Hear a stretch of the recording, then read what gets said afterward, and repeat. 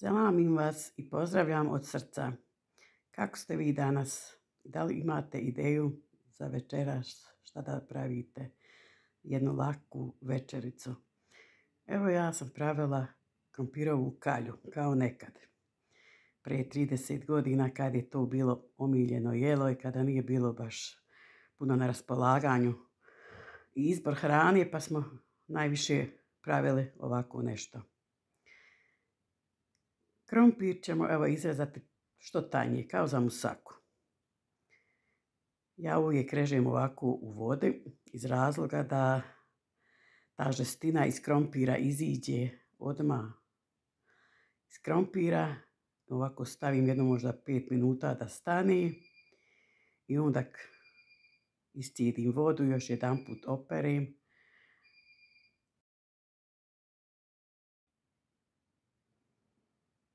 Evo debljini otprilike ovako. Iscijedila sam dobro vodu iz krompira, da nema nikako vode, jer sad kad stavim so i vegetu i ulje, krompir će pustiti svoju još malo vodu. Onda tu ću vodu da sastavim još sa malo vode i izliču u ovu svoju krompirovu kalju.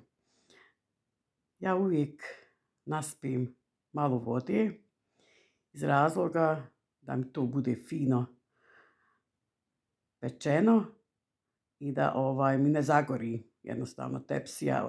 Kada je samo ulje, onda ti zagori tepsija, ja to ne volim. Volim da je rumena, ali ne volim da je izgorena. Ali međuvremeno ta voda upihtija, tako da nećete ni primijetiti da ima vode kada saspijete ovo vrhnje za kuhanje. Evo ja ovako ću posurati fino, jer volim da mi je baš lijepo izgledno na oko, a može se istrije samo i poravnat, kao što je se to prije nekad radilo, nije se to imalo baš vremena ovako nešto raditi polako, to je se moralo na brzinu da se radi, jer su bile i druge obaveze. Mada imam ja neki obaveza, ali evo sad je zimski period pa je već malo lakši, jel? Evo dodamo sad još malkice vode i to ćemo da izlijemo i stavit ćemo krompir da se peče. Stavite na donju žicu ili ako ne imate grijače dole, onda možete na dnu rini.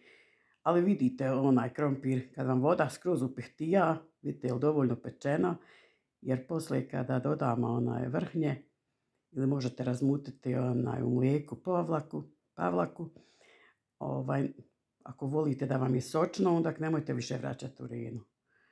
Napravite i vi ovako za svoju familiju, ekonomično, lahko, ukusno. Evo kod mene je vrhnje upihtijalo, jer ja volim tako, a vi ako ne volite, onda nemojte više da vraćate u rinu, a da sam ja vratila u ugašenu rinu. Prijatan vam želim dan i napravite i vi za večer ako nemate ideju. Super je. Evo ja imam maslanjak kukuruzni i ovo me sad posjeća unazad 30 godina kada se nije imalo dovoljno ni brašna, ni namirnica, nego ovako, eto, napraviš ovo i bitno je da si sit. Hvala puno, prijatno, pa do sljedećeg videa, vidimo se.